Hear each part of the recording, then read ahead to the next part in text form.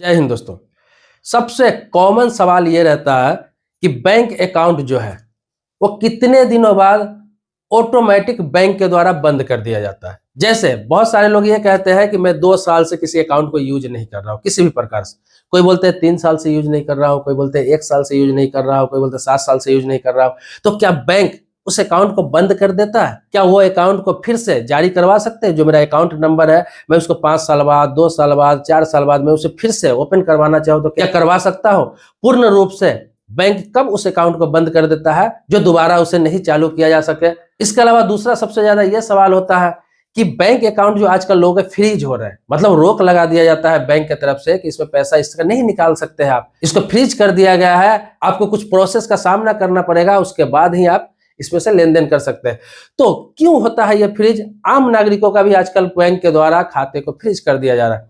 ये दोनों चीजों पे बात करेंगे, बहुत ही आसान भाषा में बात करेंगे, बहुत ही कम समय में बात करूंगा। पूरे वीडियो में आप बने रहेंगे, वीडियो को लाइक भी कर लेंगे। देखिए, सबसे पहले बताता हूं कि अकाउंट कितने दिनों बाद बंद कर दिया जाता है जब आप उसमें लेन देन नहीं करते। बैंक अकाउंट चाहे सेविंग अकाउंट हो, करेंट अकाउंट हो, होता क्या है कि आप 1 साल तक, प्रॉपर 1 साल तक किसी प्रकार का एक्टिविटी उस अकाउंट में नहीं करते तो उस खाते को डोरमेंट कर दिया जाता है, मतलब निष्क्रिय, एक तरह से कहिए इनएक्टिव कहिए, कर दिया जाता है। तो 1 साल का मतलब ये नहीं है कि 1 साल होते ही आपका खाता इनएक्टिव कर दिया जाएगा, डोरमेंट कर दिया जाएगा। उसके लिए समय है कि 1 साल से 2 साल के बीच, मतलब 12 महीने से लेकर 24 महीने तक आप किसी भी प्रकार का उस अकाउंट में एक्टिविटी नहीं करते हैं, लेन देन नहीं करते हैं, तो वो अकाउंट डोरमेंट हो जाता है। मतलब उसमें से जो पैसा है उसका निकासी आप नहीं कर सकते हैं, निकाल नहीं सकते हैं किसी भी तरह से। उसके लिए क्या है, उसको अगर चालू करना है तो फिर से आपको जाकर केवाईसी कराना होता है। सबसे महत्वपूर्ण बात यह भी आपको बता दे रहा हूं कि बहुत सारे लोग ऐसे भी है कि बैंक में कैश कभी जमा नहीं करते हैं, कैश कभी निकालते नहीं है, लेकिन वो ऑनलाइन उसका सुचारू रूप से उपयोग करते हैं। जैसे कि आपका बैंक अकाउंट आपके यूपीआई से लिंक, या फिर आप नेट बैंकिंग का यूज कर रहे हैं, या फिर जो बैंक में अकाउंट है उस बैंक के ऐप का यूज कर रहे हैं, उसके द्वारा आप ट्रांसफर कर रहे हैं, पैसा मंगा रहे हैं। क्या यह बैंक के लेन देन में माना जाता है, एक्टिव में माना जाता है? तो मैं आपको बता दे रहा हूं कि इनएक्टिव का मतलब होता है, किसी प्रकार का लेन देन न करने का मतलब होता है कि आप किसी प्रकार का एक्टिविटी उसमें नहीं कर रहे हैं। अगर उसका एटीएम कार्ड से, चाहे आप उसके बैंक अकाउंट नंबर से आप यूपीआई भी चला रहे हैं और उस बैंक खाते में आप 5 साल भी किसी प्रकार का कैश जमा नहीं कर रहे हैं, नहीं निकाल रहे हैं, तो वो खाता एक्टिव माना जाता है, वो खाता चालू रहता है आपका, क्योंकि आप लेन देन तो कर रहे हैं ना ऑनलाइन। आपका पैसा 10 रुपया ही सही आ रहा है, जा रहा है, महीने में एक बार ही सही आ रहा है, जा रहा है, या फिर उसके ऐप के माध्यम से लेन देन कर रहे हैं तो आ रहा है, जा रहा है, या फिर किसी प्रकार की एक्टिविटी कर रहे हैं, या एटीएम के कार्ड के नंबर के द्वारा ही कोई चीज को एक्टिविटी कर रहे हैं, कहीं पैसा भेज रहे हैं, निकाल रहे हैं किसी प्रकार का, तो वो खाता चालू माना जाता है। जरूरी नहीं कि कैश जमा करना है, निकालना है। ये प्रक्रिया को आप 10 साल भी नहीं करते हैं तो कोई फर्क नहीं पड़ता है। बैंक आपसे कभी भी नहीं कहेगा कि आप खुद आकर कैश जमा करिए या कैश निकालिए, कभी एक बार भी कभी नहीं कहेगा, क्योंकि ऑनलाइन ट्रांजैक्शन ही सबसे बेस्ट ट्रांजैक्शन बैंक के द्वारा माना गया है। आप कैश कभी ना जमा करते हैं बैंक के लिए और अच्छा ही होता है कि आप ऑनलाइन ही पैसा मंगा रहे हैं, ऑनलाइन ही भेज रहे हैं, या फिर यूपीआई के माध्यम से आप इस्तेमाल कर रहे हैं, तो बैंक वो निष्क्रिय खाता उसको नहीं मानती है किसी भी प्रकार का। तो आप समझिए कि अगर 2 साल, 3 साल, 5 साल से कोई कैश जमा नहीं किया है, किसी प्रकार का कैश अकाउंट से नहीं निकाले है, लेकिन उसको लिंक करके यूपीआई यूज कर रहे हैं, आप उसका ऐप यूज कर रहे हैं, उसका चेकबुक कहीं पर यूज कर ले रहे हैं, आपने किसी को चेक काट के दे दिया था कभी, सारे आपका ट्रांजेक्शन में ही गिनती होता है। तो समझ लीजिए, तो वो खाता पर तो कभी इफेक्ट होने का ही नहीं है। लेकिन बिल्कुल 12 महीने से 24 महीने तक आप किसी प्रकार का एक्टिविटी नहीं करते हैं, ना यूपीआई में वो जुड़ा हुआ है, ना उसका चेक आपने इस्तेमाल किया, ना उसका एटीएम का इस्तेमाल किया, ना आपने 10 रुपये कभी कैश जमा किया, ना कभी निकाला, कुछ भी नहीं हो रहा है उस अकाउंट में, तो 12 से 24 महीना तक मैक्सिमम वो देखता है। उसके बाद डोरमेंट कर दिया जाता है। उसके बाद क्या है, आप जब भी जाते हैं उस अकाउंट में एक्टिविटी करने के लिए, कोई पैसा निकालने के लिए या फिर किसी प्रकार का एटीएम कार्ड यूज करने के लिए, तो काम करेगा नहीं।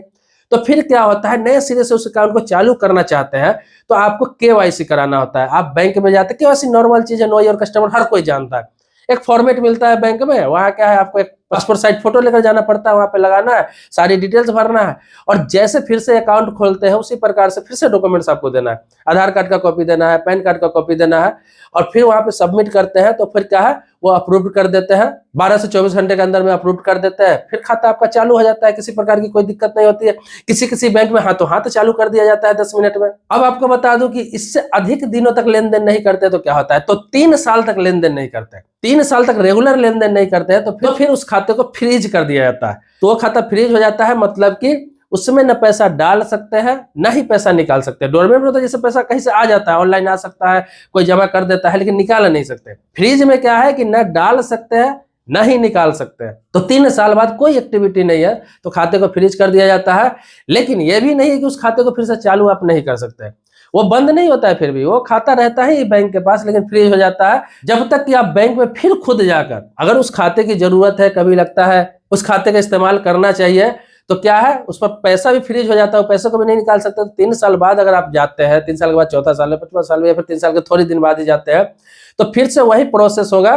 फिर से आपको केवाईसी कराना पड़ता है आपके आधार पैन के साथ में, आपका केवाईसी फॉर्म होगा, उसके साथ और भी फॉर्म भरवाया जा सकता है। फिर से उस खाते को रिलीज करने में उसमें थोड़ा वक्त लग सकता है, लेकिन वो खाते को चालू कर दिया जाता है। वो खाता बंद नहीं होता है, फिर भी बैंक बंद नहीं करता है कि बंद कर दिया हमेशा के लिए।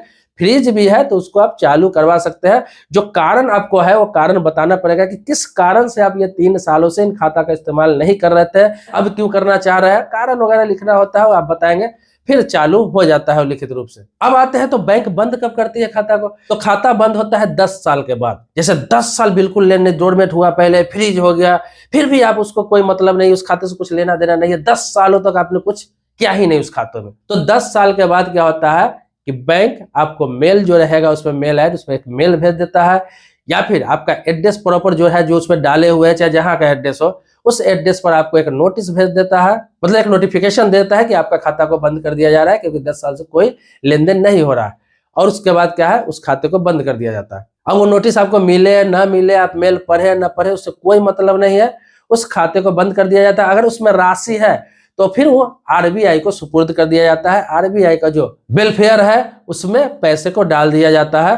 फिर उस पैसे को नहीं निकाल सकते आप, उसके लिए फिर दावा आपत्ति करना होता है, उसके लिए बहुत सारे प्रोसेस करने होते हैं, तब जाकर वो पैसा मिलेगा। अगर पैसा है तो, पैसा नहीं है तो खाते को बंद कर दिया जाता है हमेशा के लिए। मतलब वो खाता समझिए एक तरह से बंद ही हो गया, क्लोज हो गया। तो ये 10 साल समय लगता है उसमें। लेकिन उस 10 साल के अंदर में अगर उस चालू करना चाहते हैं, आपके पास अकाउंट नंबर है, पासबुक है, सारे डॉक्यूमेंट्स है, तो फिर से जाके केवाईसी कराकर चालू करा सकते हैं, अपना कारण बताकर, उनका फॉर्मेट भर के। तो ये तो हुआ बंद करने का नियम। अब बताता हूँ कि खाता चलते हुए में फ्रीज कैसे हो जाता है। बहुत सारे ऐसे लोग हैं जिसका बैंक अकाउंट यूज कर रहे हैं, चल रहा है, लेकिन उनका खाता अचानक फ्रीज कर दिया जाता है। जब वो 1 महीना 2 महीना बाद कुछ एक्टिविटी करते हैं तो नहीं हो पाता है, तो बैंक जाते हैं, पता चलता है आपका अकाउंट तो फ्रीज कर दिया गया है, आप अकाउंट से लेन देन नहीं कर सकते हैं। तो ये क्यों होता है, तो ये इसलिए होता है कि कोई भी गलत ट्रांजेक्शन आपके अकाउंट से हुआ, बैंक को शक हुआ, वो उसी टाइम फ्रीज कर देता है। अब गलत ट्रांजैक्शन में क्या हो सकता है, तो बहुत सारे लोग भारी गलती करते हैं आजकल, और बहुत सारे लोगों के साथ हुआ है। जैसे स्कैमर है, जो फ्रॉड ये है, साइबर क्राइम करने वाले लोग हैं, आपको पता ही है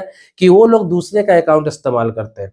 हालांकि पता चलने पर उनका अकाउंट भी फ्रीज कर दिया जाता है, लेकिन आपको बता दूं ये कैसे होता है। जैसे कि कोई स्कैमर है, कोई फ्रॉडिया है, जो गलत पैसा हवाला के द्वारा अपने अकाउंट पर पैसा मंगाता है, जो अपने अकाउंट पर काला धन मंगाता है, वो इससे कोई भी अकाउंट से आपके अकाउंट पर अगर 1 रुपया 2 रुपया 5 रुपया भी कभी ट्रांजैक्शन हुआ हो और उनका खाता कभी फ्रीज होगा, तो उनके अकाउंट से जितने भी लोगों का ट्रांजैक्शन हुआ हो, चाहे जितना पैसा हुआ, सबके खाते उसी के साथ फ्रीज कर दिए जाते हैं और वो खाता जांच के घेरे में आ जाता है। अब ये होता कैसे, मैं आपको बता दूं कैसे इससे बच सकते हैं।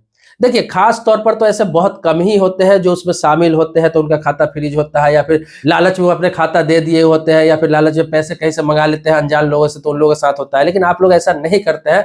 लेकिन फिर भी कैसे हो सकता है ये बता रहा हूँ। अभी जो हो रहा है हाल ही में बहुत सारे लोगों के साथ हुआ। आप देखते होंगे कि आपके छोटा मोटा दुकान या फिर आपके पास कैश वैश पड़ा रहता है, जानता है, तो कोई व्यक्ति ऐसे आता है आपके पास, ये कहता है कि भाई साहब मुझे पैसे की बहुत आवश्यकता है, बहुत जरूरत है, आप मुझे 5,000 रुपया दे दो, 2,000 रुपया दे दो, या 1,000 रुपया दे दो, मैं आपको फोन पे कर दे रहा हूँ, पेटीएम कर दे रहा हूँ, आपको गूगल पे कर दे रहा हूँ, मतलब यूपीआई से आपको पैसे भेज दे रहा हूँ, आप कैश दे दो मेरे को। कोई दुकानदार है, आप छोटा मोटा आपसे कैश ले लिया, 2,000 4,000 नहीं है तो 500 ही ले लिया और आपको फोन पे गूगल पे या पेटीएम कर दिया। वो व्यक्ति अनजान है, आप जानते नहीं है, आप उसे मजबूर समझ के मदद कर देते हैं कि इसके पास कैश नहीं होगा, कोई बात नहीं। लेकिन वो अगर फ्रॉडिया नहीं है या फिर किसी भी प्रकार से उसके खाते पर कभी गलत ट्रांजैक्शन हुआ हो, किसी कारण से उसका खाता कभी फ्रीज होता है 2 महीना 4 महीना 6 महीना में, तो फिर आपका भी खाता फ्रीज होगा, क्योंकि उसके खाते से आपका ट्रांजैक्शन हुआ। खास तौर पर अभी फ्रॉडिया क्या कर रहे हैं, अपने पैसे को भुनाने के लिए, क्योंकि उनके अकाउंट पर तो आ गया 2 लाख 4 लाख 5 लाख रुपया, पैसे निकालेंगे कैसे, क्योंकि एक लिमिट होती है, सीमा होता है, एटीएम से निकालते हैं उसका भी सीमा होता है। तो कुछ पैसे बचते हैं तो सोचते हैं क्या कि छोटे छोटे दुकानदार पर क्या है, ट्रांसफर करके कोई बहाना करके उनसे कैश ले लो, उनके अकाउंट पर कर दो, क्योंकि उनको पता होता है कि जब भी पकड़े जाएंगे अचानक मेरा खाता फ्रीज हो जाएगा, मैं पैसों को निकाल नहीं पाऊंगा। तो जल्दी जल्दी में अपने अकाउंट से पैसों को कैश कराते हैं, क्योंकि उनके पास बहुत अकाउंट होते हैं और खाता उनका फ्रीज होता ही रहता है। तो किसी दुकानदार के पास जाते हैं या फिर किसी जान पहचान वाले के पास जाते हैं या फिर किसी व्यक्ति के पास जाते हैं, उनको बोलते हैं कि भाई मुझे 20,000 रुपए दे दो, 10,000 रुपए दे दो, आपके पास कैसे 2,000 ही दे दो, मैं आपको फोन पे कर दे रहा हूँ, बहुत मजबूरी में। आप क्या करते हैं, अक्सर दुकानदार लोग तो करते ही हैं, 2,000 4,000 5,000 किसी से फोन पे करा लिया, किसी से पेटीएम करा लिया। इसी में ज्यादा खाता फ्रीज हो रहा है कि उसका खाता फ्रीज हुआ वो तो फ्रॉडिया है या फिर फ्रॉडिया से मिले हुए हैं या फ्रॉडिया का अपने अकाउंट पर ट्रांजेक्शन करा रहा है, उसका जिस दिन खाता फ्रीज होगा साथ में आपका भी होगा, क्योंकि उनके अकाउंट से आपका भी 2,000 रुपया आया। अब आपसे भी फ्रीज होगा, आप जाएंगे तो आपसे पूछा जाएगा कि 2,000 रुपया आपने क्यों लिया, किससे लिया, आप बताएंगे फलाने व्यक्ति था, मैं उसको जानता ही नहीं हूं, आप साबित करो, आप अब उस व्यक्ति से संपर्क कराओ, उसके बारे में जानकारी दो, नहीं तो आपका भी खाता फ्रीज होगा और आप जांच बैठेगा अलग से, आप भी उस स्कैम का हिस्सा माने जाते हैं। आपका फ्रीज तो होता ही है, लेकिन साबित करते करते आपका 2-4 साल लग जाता है, आपको भी कोर्ट कचहरी का चक्कर लग जाता है, आप पे भी दाग लग जाता है, आप पर भी FIR हो जाता है, आप भी मुसीबत में पड़ सकते हैं। अगर आप मान ली कि नहीं है, चलिए धोखे से आपने कर दिया, लेकिन खाता फ्रीज हो गया तो आपका पैसा जो उस पर है 50,000 1 लाख 2 लाख रुपया जो भी है वो तो फ्रीज हो जाता है ना। अब जब तक उस जांच का क्लियर रिजल्ट नहीं आएगा, पता नहीं चलेगा कि आप इसमें शामिल नहीं थे, उसका खाता का पूरा तहकीकात नहीं हो जाएगा लास्ट में, तब तक आपके खाता का अनफ्रीज नहीं किया जाता है, क्योंकि आपके खाते पे एक अवैध पैसा आया हुआ रहता है, कभी न कभी ट्रांजेक्शन हुआ हुआ रहता है। बस इसमें मैसेज यही है कि आपको बता दूं कि किसी भी प्रकार का कोई भी व्यक्ति कितना भी मजबूर है, कितना भी मजबूरी बता रहा है, कुछ भी बता रहा है, आपको कह रहा है कि कैश दे दीजिए 2,000 4,000 5,000 रुपया, मैं आपको फोन पे कर दे रहा हूँ, मैं आपको ऑनलाइन ट्रांजेक्शन कर दे रहा हूँ, मैं आपको ऑनलाइन भेज रहा हूँ, आप ऐसे भरोसा नहीं करें। क्यों भरोसा नहीं करें, इसका भी बहुत सारे कारण है। आप बोलेंगे कैसे मदद नहीं करना चाहिए, भाई कोई व्यक्ति है, कैश नहीं हो सकता वो फ्रॉडिया नहीं हो, बढ़िया आदमी हो, तो कोई फ्रॉडिया नहीं हो बढ़िया आदमी हो, तो भाई साहब आप देखते हो कि हर चौक चौराहे पर हर बैंक ने एटीएम अपना लगा रखा है। इसके अलावा बायोमेट्रिक से भी आप हर डॉक्यूमेंट सेंटर पर जितने भी है, CSC सेंटर हर चौक चौराहे पर आजकल खुले हुए हैं।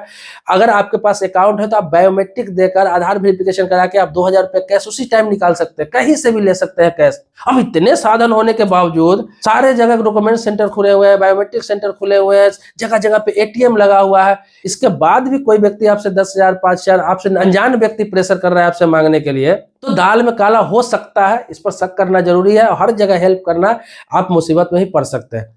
अब रहे कि क्या रिश्तेदारों से दोस्तों से नहीं कर सकते, उनसे तो कर ही सकते हैं, उसको तो आप जानते हैं ना व्यक्तिगत तौर पर कि ये मेरा दोस्त है, ये मेरा रिश्तेदार है, ये मेरे समाज का है, ये मेरे गांव है, ये फलाना का बेटा, उनसे तो व्यक्तिगत तौर पर कर ही सकते हैं। वो कल हो के ऐसा चीज होता है तो आप डायरेक्ट बता सकते हैं कि हाँ ये व्यक्ति है, मेरे गांव का रहने वाला है, मेरा दोस्त है, मेरा समाज का है, मेरा ये है, तो वहां पे आप नहीं फंसेंगे, आप पर कोई आंच नहीं आएगी, आप तो उसको डायरेक्ट उस पर कंप्लेन कर सकते हैं, उसको गिरफ्तार करवा सकते हैं, उसका सारा चीज बता सकते हैं आप। लेकिन अनजान लोगों की बात हो रही है कि अनजान लोगों के लिए एटीएम बना हुआ है, अनजान लोगों के लिए सरकारी लाया था बायोमेट्रिक की, कोई व्यक्ति कहीं फंस जाए, उसका एटीएम भी खो जाए, सब कुछ खो जाए, बैंक अकाउंट भी खो जाए, कुछ भी ना रहे उसके पास, UPI भी बंद हो जाए, तो भी कहीं पर जाकर बायोमेट्रिक से वो 2,000 रुपए निकाल सकता है अपना OTP से। तो इतना दयालु बनने की जरूरत नहीं है, बहुत सोच समझ के दयालु बने। अगर आप जानते हो उसको तो ठीक है, नहीं जानते हैं तो ज्यादा दयालु बनने की जरूरत नहीं है। जितने लोग आजकल फंस रहे हैं, जितने खाते फ्रीज हो रहे हैं, जितने लोगों में मुसीबत आ रहा है, जितने लोगों के साथ साइबर फ्रॉड हो रहा है, वो दयालु बनने की वजह से ही हो रहा है। तो इस वीडियो में जो मैंने आपको बताया उन चीजों को ध्यान रखेंगे तो आपके साथ किसी प्रकार का कोई गलत नहीं होगा। तो मुझे लगता है जो 2 सवालों का मैंने जवाब दिया है उससे आप संतुष्ट होंगे। लेकिन इसके अलावा भी मन में कोई सवाल हो, प्रश्न हो, कुछ पूछना हो, कुछ जानना हो, किसी नए टॉपिक पर वीडियो चाहिए, कमेंट बॉक्स में लिखिए, उस टॉपिक पर वीडियो जरूर बना दूंगा। अगर आप मेरे सब्सक्राइबर नहीं है तो सब्सक्राइब कर लीजिए चैनल को, इसी तरह से वीडियो आपको मिलती रहेगी। अगर सब्सक्राइबर है तो इसके लिए आभारी हूँ आपका। मिलते हैं नेक्स्ट वीडियो में एक नए मुद्दे के साथ, तब तक के लिए शुक्रिया, धन्यवाद, जय हिंद दोस्तों।